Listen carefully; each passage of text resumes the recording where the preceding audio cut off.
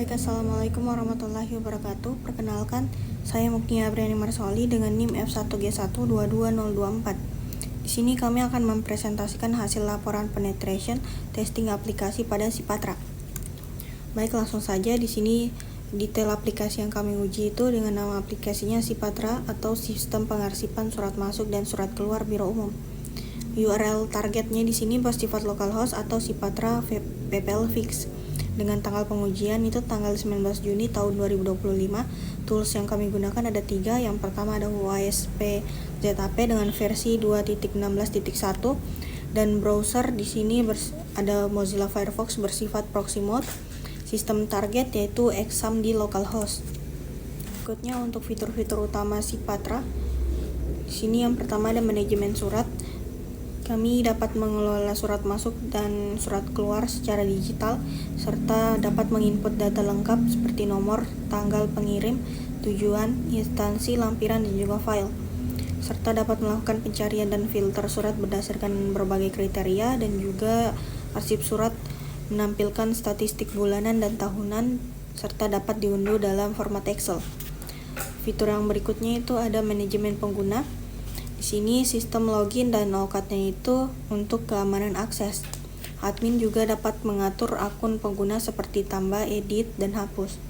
Tersedia juga hak akses dari berbagai admin yang untuk admin umum itu dapat mengakses penuh. Untuk admin setda dapat melakukan laporan dan statistik. Untuk admin gubernur itu dapat mengakses dashboard ringkasan. Dan user biasa itu dapat melakukan input dan pengelolaan surat terbatas, dan pengguna dapat mengelola profil pribadi. Fitur utama yang ketiga itu dashboard dan statistik. Untuk dashboard khusus berdasarkan level-level pengguna, dan statistik surat masuk dan surat keluar itu disajikan dalam tabel dan grafik, serta memudahkan monitoring dan aktivitas persuratan. Dan fitur yang terakhir itu laporan dan ekspor data. Nah, untuk ekspor data di sini surat masuk dan surat keluar dan juga total ke format Excel-nya. Juga digunakan untuk pelaporan resmi seperti audit atau distribusi ke pimpinan. Berikutnya untuk analisis kebutuhan fungsional dan non-fungsional. Untuk fungsionalnya tersendiri itu terdapat 7 kebutuhan fungsional. Yang pertama autentifikasi pengguna. Deskripsinya sistem menyediakan login atau logout untuk membatasi akses hanya kepada pengguna yang terdaftar. Kebutuhan fungsional yang kedua itu manajemen surat masuk dan surat keluar, yaitu sistem memungkinkan input, penyimpanan, pengeditan, dan penghapusan data surat masuk atau surat keluar. Yang ketiga pencarian dan filter surat, yaitu sistem memungkinkan pencarian surat dan berdasarkan nomor, tanggal, pengirim atau penerima. Kebutuhan fungsional yang keempat itu arsip dan unduh surat, yaitu sistem menyediakan fitur arsip dan memungkinkan dokumen surat diunduh. Yang kelima manajemen pengguna, yaitu admin dapat menambah, mengedit, dan menghapus akun pengguna dengan level hak akses tertentu. Yang keenam statistik surat, sistem dapat menampilkan grafik atau surat masuk dan juga surat keluar di dashboard. Yang terakhir ekspor laporan, sistem dapat memungkinkan data surat masuk diekspor ke file eksternal atau Excel. Untuk analisis kebutuhan non-fungsionalnya di sini terdapat ada 5. Yang pertama itu keamanan, yaitu sistem harus membatasi akses hanya pada pengguna yang sah dan memvalidasi seluruh input data.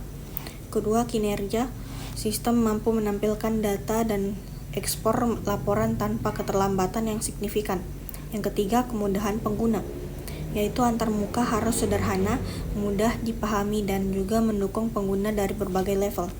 Yang keempat, portabilitas, yaitu sistem berbasis web sehingga dapat diakses melalui browser tanpa instalasi tambahan. Yang terakhir itu kemudahan pemeliharaan, yaitu struktur aplikasi modular agar mudah dikembangkan dan diperbaiki. Berikutnya untuk metodologi pengujian. Di sini metodologi pengujian kami memiliki 4 metode. Yang pertama passive scan, yaitu analisis konfigurasi dan header keamanan. Yang kedua spidering, yaitu menelusuri seluruh halaman dan parameter. Yang ketiga active scan, yaitu uji payload untuk deteksi celah.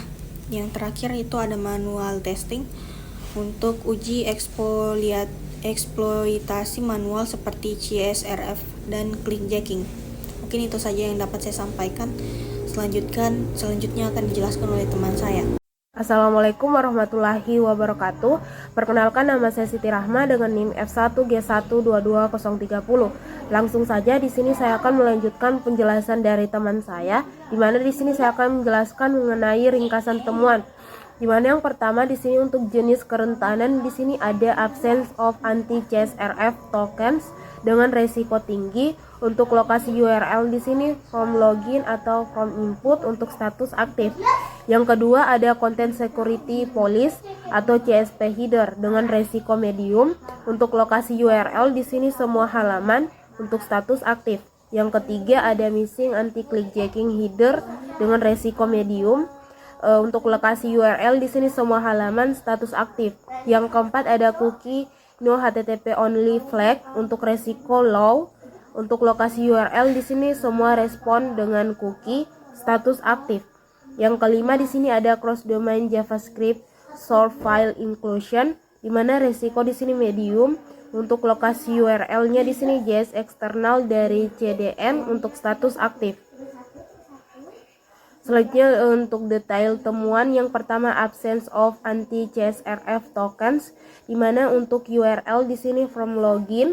Untuk pilot uji di sini token CSRF tidak ada dalam form dan tidak ada divalidasi di sisi server.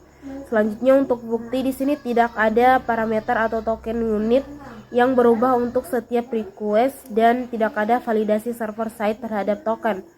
Yang ketiga untuk resiko sistem di sini aplikasi rentan terhadap CSRF, yaitu serangan di mana penyerang dapat membuat permintaan palsu yang tampak sah kepada aplikasi atas nama pengguna yang sedang login. Ini bisa mencangkup penggantian email, password, atau data penting lainnya tanpa sepengetahuan korban. Yang kelima ada resiko bisnis, di mana penyerang dapat menyalahgunakan akun pengguna aktif untuk melakukan tindakan yang tidak sah. Dalam konteks bisnis, hal ini dapat menyebabkan kehilangan kepercayaan pengguna, kerugian operasional, dan potensi tuntutan hukum jika data pengguna disalahgunakan akibat aksi CSRF. Untuk rekomendasi di mana yang pertama di sini tambahkan token CSRF untuk unit di setiap form. Untuk yang kedua di sini validasi token tersebut di sisi server, dan yang ketiga gunakan framework yang mendukung CSRF. Selanjutnya ada Content Security Police atau CSP, di mana untuk URL di sini semua halaman. Payload uji di sini melihat respon header menggunakan request get Cipatra AKDDI login PHP HTTP 1.1. Untuk host di sini localhost, tidak ditemukan header Content Security Police. Untuk buktinya di sini ada HTTP 1.1200 OK. Di sini tidak ada header Content Security Police, di mana header Content Security Police tidak ditemukan dalam respon. Selanjutnya di sini resiko sistem, di mana di sini tanpa CSP aplikasi menjadi lebih rentan terhadap XSS karena browser tidak diberi batasan sumber mana yang boleh menjalankan script. Selanjutnya untuk resiko bisnis, serangan XSS dapat digunakan untuk mencuri sesi pengguna, menyisipkan konten berbahaya, atau merusak tampilan situs yang pada akhirnya mengarah pada kerusakan reputasi bisnis, pencurian data pelanggan, dan kehilangan loyalitas pengguna. Untuk rekomendasi di sini tambahkan header CSP yang membatasi sumber konten. Untuk contoh di sini Content Security Police. Selanjutnya ada missing anti clickjacking header, di mana di sini yang pertama URL semua halaman. Payload uji, di mana halaman dapat dimuat dalam frame dari situs luar tanpa hambatan. Selanjutnya untuk bukti, di mana respon HTTP tidak memiliki header X-frame options atau Content Security Police from access stores. Selanjutnya risiko sistem, di mana tanpa perlindungan ini halaman situs dapat dimasukkan ke dalam frame pihak ketiga dan dimanipulasi menggunakan teknik clicking di mana pengguna tertipu untuk mengklik sesuatu yang tampak tidak berbahaya. Selanjutnya, resiko bisnis di mana clicking dapat menyebabkan kerugian finansial, manipulasi transaksi, atau penyalahgunaan fitur aplikasi. Dalam konteks layanan publik atau sistem administrasi, ini dapat mengakibatkan keputusan yang tidak sah atas nama pengguna, mencederai kredibilitas organisasi. Untuk rekomendasi di sini tambahkan either extreme option, Denny atau same origin. Baik, Assalamualaikum warahmatullahi wabarakatuh. Perkenalkan, nama saya Andina Junuriski dengan NIM F1G12240. Di sini saya akan mempresentasikan beberapa hal tentang laporan penetration test pada aplikasi kami yaitu Sipatra. Langsung saja di sini saya akan membahas detail temuan cookie no HTTP only flag. Di sini untuk detail temuannya ada URL. URL-nya di sini yaitu semua halaman yang mengatur cookie. Kemudian ada payload uji. Di sini untuk payload ujinya itu inspeksi respon header set cookie. Kemudian buktinya itu atribut HTTP only tidak ditemukan pada beberapa cookie. Kemudian di sini kita ada risiko sistem dan risiko bisnis. Risiko sistemnya di sini tanpa flag HTTP only cookie dapat diakses oleh JavaScript melalui dokumen cookie yang memungkinkan pencurian sesi oleh penyerang jika berhasil menyisipkan script berbahaya atau XSS. Kemudian untuk risiko bisnisnya di sini, jika session cookie dicuri, maka akun pengguna bisa dibajak. Dalam skenario layanan digital atau e-government, ini dapat menyebabkan penyalahgunaan identitas, perubahan data penting, dan pelanggaran data pribadi, yang berpotensi menimbulkan sanksi hukum dan krisis kepercayaan publik. Di sini kita memiliki rekomendasi yaitu tambahkan atribut HTTP only pada semua cookie yang menyimpan data sensitif. Kemudian di sini ada risiko dan rekomendasi umum. Di sini untuk risiko kerentanan di sini kita ada 3 level yaitu high, medium, dan low. Untuk risiko high di sini jumlah temuannya yaitu 1. Dengan saran temuan implementasikan token CSRF di semua form, validasi di sisi server, dan gunakan framework dengan CSRF protection. Kemudian di sini ada risiko medium dengan jumlah temuan yaitu 3. Saran temuannya di sini tambahkan Hidden Content Security Police atau CSP, Extreme Option atau Frame Ancestor pada CSP untuk mencegah clicking dan batasi domain JS eksternal. Kemudian di sini ada risiko low, jumlah temuannya itu adalah 1. Saran temuannya di sini tambahkan atribut HTTP only dan same site pada cookie untuk mencegah pencurian session akibat XSS. Baik, langsung saja di sini untuk detail eksploitasi. Yang pertama itu ada cross-site request forgery atau CSRF, di mana CSRF ini adalah serangan yang memanfaatkan kepercayaan terhadap browser korban, di mana penyerang membuat permintaan palsu atas nama korban tanpa sepengetahuan korban. CSRF ini memiliki risiko dengan level tinggi. Kemudian untuk CSRF ini detail eksploitasinya targetnya kita itu ada pada kelola user PHP dan juga login PHP. Untuk eksploitasinya itu yang pertama penyerang membuat HTML berbahaya yang otomatis mengirim request post. Yang kedua itu bisa membuat admin bayangan dan mengganti password admin asli tanpa sepengetahuan pengguna. Kemudian di sini kita ada dampaknya. Yang pertama itu ada kehilangan kontrol admin, dan yang kedua akun admin dibajak tanpa otorisasi, dan yang ketiga potensi eskalasi hak akses dan pencurian data. Kemudian solusinya di sini kita perlu menambahkan token CSRF pada semua form. Kemudian validasi token di server, dan yang ketiga gunakan framework yang mendukung proteksi CSRF otomatis. Baik, berikutnya untuk detail eksploitasi cross-site scripting atau XSS. Di sini kami menemukan potensi kerentanan XSS dengan tingkat resiko sedang pada halaman login PHP, tepatnya pada parameter error. Untuk cara eksploitasinya di sini cukup sederhana. Penyerang hanya perlu menyisipkan JavaScript berbahaya langsung ke dalam URL. Ketika halaman diakses, script tersebut akan otomatis dijalankan di sisi klien. Untuk dampaknya bisa cukup serius seperti pencurian session atau cookie pengguna yang bisa dimanfaatkan untuk login tanpa otoritas, serta manipulasi tampilan halaman dan juga potensi serangan phishing di mana pengguna diarahkan ke halaman login palsu yang menyerupai tampilan asli.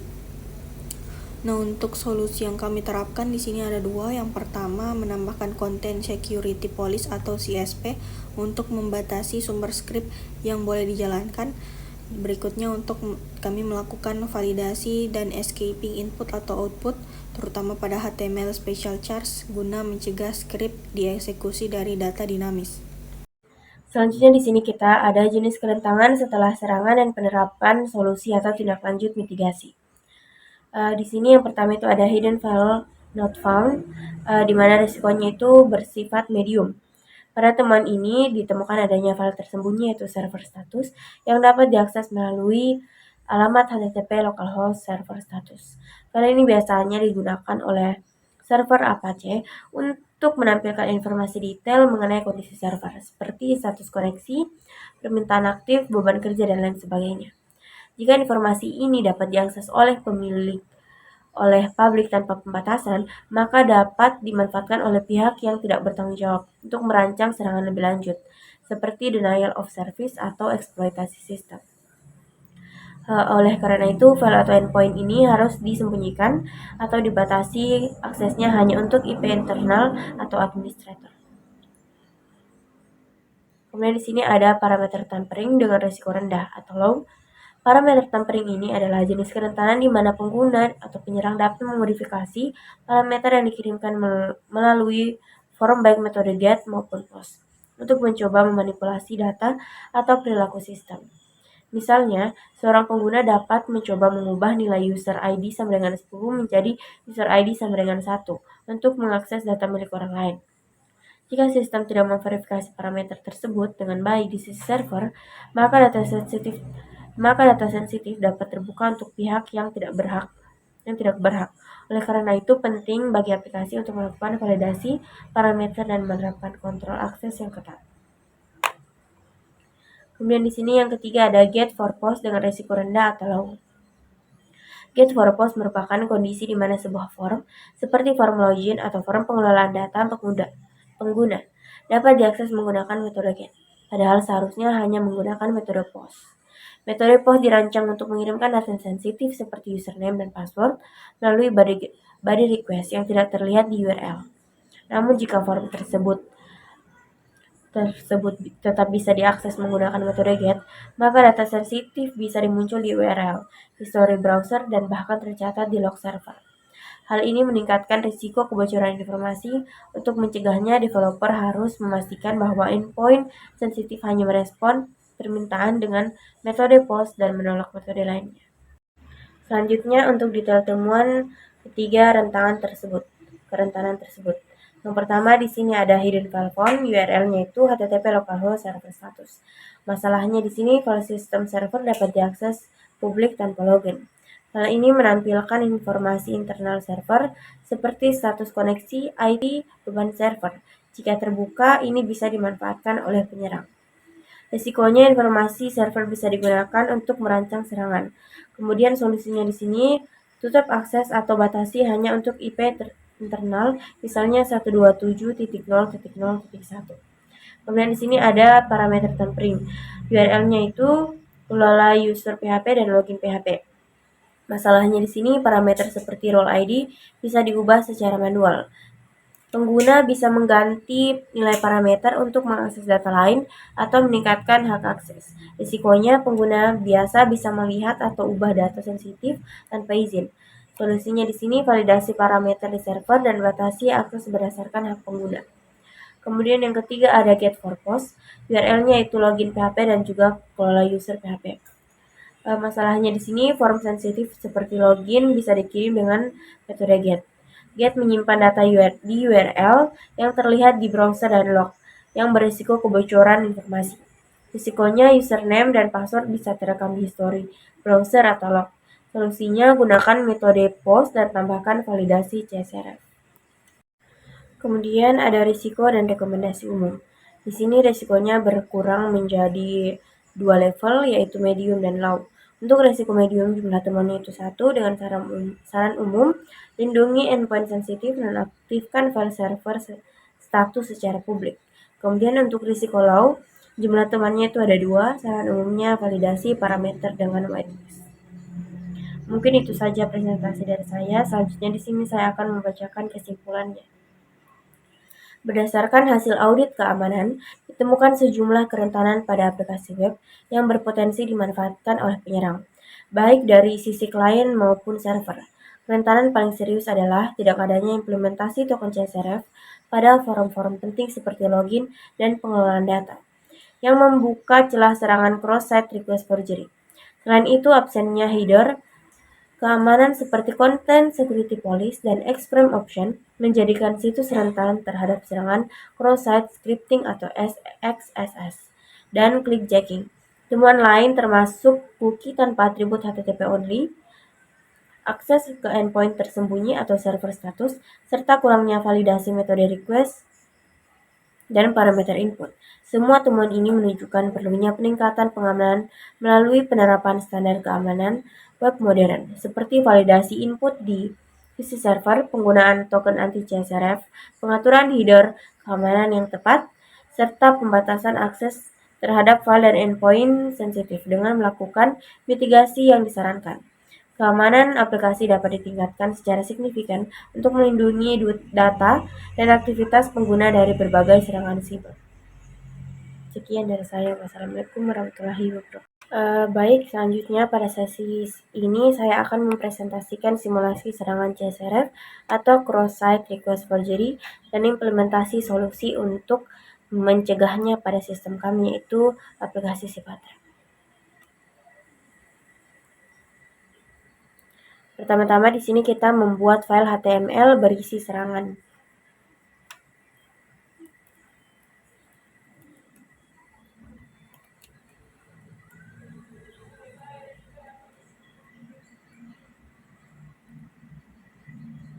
Dimana di sini kita akan membuat sebuah file HTML yang menjalankan dua aksi otomatis saat halaman dibuka.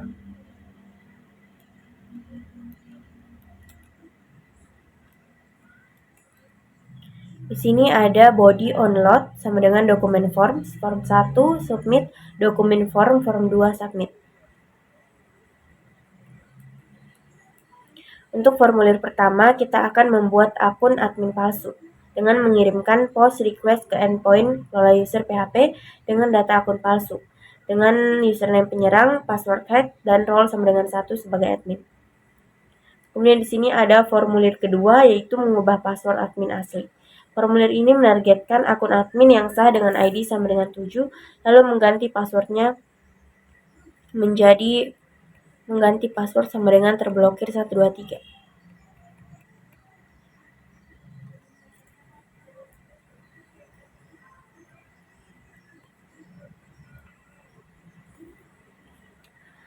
Selanjutnya di sini kita akan menyisipkan file ke dalam sesi login korban.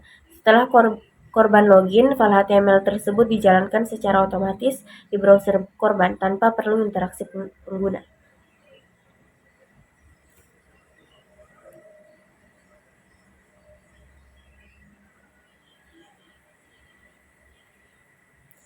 Nah, dapat kita lihat hasilnya di sini. Akun admin palsu bernama hack admin berhasil ditambahkan.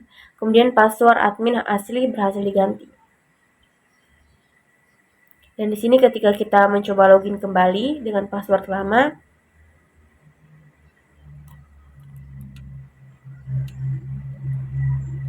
maka sistem akan menampilkan username atau password salah. Dan saat login menggunakan password yang baru yang telah diset oleh penyerang tadi, di sini yaitu terblokir 123, hasilnya berhasil. Artinya serangan CSRF berhasil dilakukan. Kemudian di sini langsung saja kita akan mengimplementasikan proteksi CSRF.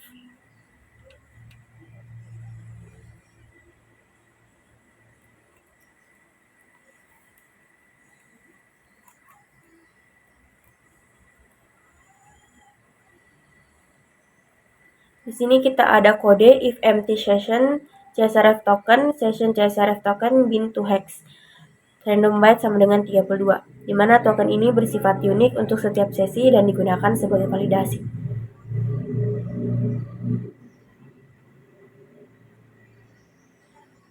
Kemudian di sini kita akan validasi token saat proses post dengan menggunakan kode if server request method sama dengan post. Di sini permintaan tanpa token yang valid akan ditolak. Kemudian di sini kita ada menyisipkan token ke dalam setiap form, yaitu input type hidden name sama dengan csrf token, value, session csrf token, di mana token disisipkan dan dikirim bersamaan saat form dikirim.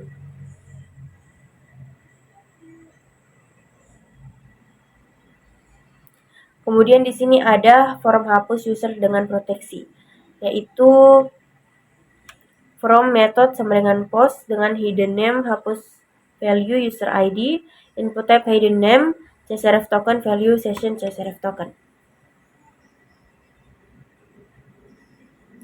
Di sini kita sudah melakukan semua implementasi csrf pada kode kami, pada kode kelola user dan juga login PHP. Selanjutnya di sini kita akan uji coba setelah proteksi.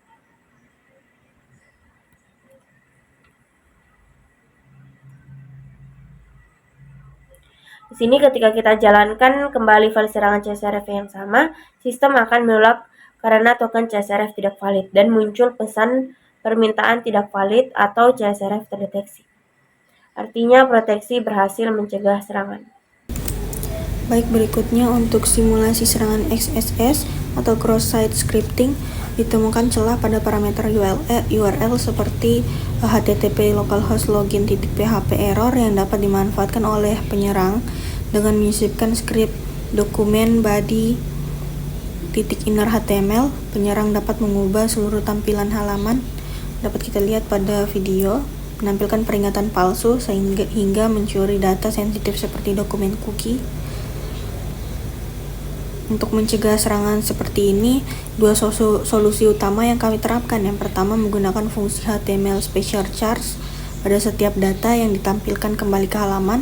Fungsi ini dapat mengubah karakter HTML dan menjadi bentuk yang aman sehingga tidak dieksekusi oleh browser sebagai kode. Contoh pesan kesalahannya yang ditampilkan itu di halaman login akan dituliskan pada video. Kemudian perlindungan yang kedua itu ditambahkan atau diterapkan juga Content Security Police atau CSP menggunakan header HTTP. Header ini ditambahkan tepat setelah session start dan OB start pada setiap file PHP yang terlibat, contohnya seperti yang ada pada video, header, Content Security Police, default, dan sebagainya.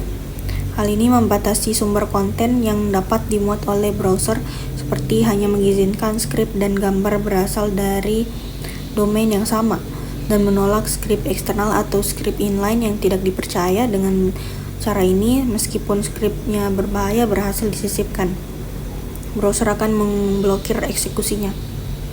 Penerapan kombinasi HTML scar, HTML special charge, dan CSP ini harus dilakukan secara menyeluruh pada halaman penting seperti login, dashboard, arsip, daftar surat, dan halaman lainnya yang terdeteksi memiliki potensi kerentanan XSS berdasarkan hasil pengujian dari OWASP ZAP. Setelah solusi diterapkan, hasil pengujian ulang menggunakan ZAP menunjukkan bahwa kerentanan tersebut telah ditangani dengan baik. Tidak ada lagi skrip yang dapat dieksekusi melalui parameter URL, dan seluruh output dari server telah disanitasi sebelum ditampilkan ke pengguna. Selanjutnya di sini untuk simulasi clickjacking, di mana pada kode ini mensimulasikan serangan clickjacking, yaitu dengan menyisipkan halaman login PHP dari sistem target dalam elemen iframe yang nyaris tak terlihat, yaitu opacity 0.1, dan menempatkan tombol palsu di atasnya. Saat pengguna mengklik tombol klik untuk dapat hadiah, sebenarnya mereka secara tidak sadar di sini mengklik elemen di halaman login PHP, yaitu misalnya tombol login. Tujuannya di sini menipu pengguna agar melakukan aksi tanpa sadar seperti login, mengubah data, dan lain-lain. Selanjutnya di sini dapat dilihat menunjukkan simulasi serangan clickjacking berhasil, di mana di sini memperlihatkan pop-up kuning bertuliskan "Selamat, kamu mendapatkan hadiah palsu", yang muncul setelah klik pada tombol palsu. Nah, dapat dilihat juga di sini di belakang pop-up terlihat form login dari aplikasi target yang dimuat menggunakan elemen iframe transparan yaitu opacity 0.1. Ini menandakan bahwa pengguna sebenarnya mengklik tombol login di login PHP tanpa sadar. Untuk kode dari file clickjacking HTML yang memuat login PHP dalam iframe tersembunyi. Di sini meletakkan tombol palsu dengan gaya yang mencolok di atas iframe, face iframe z-index 2, dimana dari demonstrasi nyata clickjacking pengguna tertipu mengklik elemen penting yaitu login tanpa mengetahuinya karena UI manipulatif menyembunyikan tindakan sebenarnya.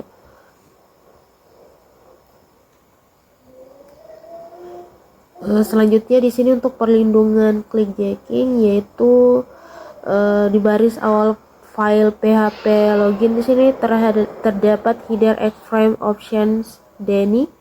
Ini mencegah halaman dibuat dalam iframe sehingga serangan clickjacking seperti yang disimulasikan tidak akan berhasil lagi. Selanjutnya perlindungan CSRF. Di sini terlihat ada kode if empty season. Ini menghasilkan token acak disimpan dalam season untuk mencegah request palsu. Lalu di bagian validasi form post sini dapat dilihat if is it, ini memastikan bahwa token dari form sama dengan yang disimpan di season sehingga mencegah eksploitasi CSRF. Selanjutnya dapat dilihat bahwa perlindungan terhadap serangan clickjacking berhasil diterapkan khususnya pada halaman indeks PHP, di mana tombol merah besar bertuliskan klik untuk dapat hadiah muncul, namun dibaliknya iframe gagal memuat halaman target atau indeks PHP, di mana di sini juga terdapat pesan Firefox to protect your security, localhost will not allow. Ini adalah tanda bahwa browser memblokir halaman indeks PHP untuk dimuat di dalam iframe sebagai efek dari header keamanan yang sudah diterapkan. Untuk iframe option kan di sini mencegah halaman dimuat dari iframe dari manapun ya. CSP juga di sini mengontrol resource eksternal yang bisa dimuat oleh halaman dan menambah lapisan perlindungan.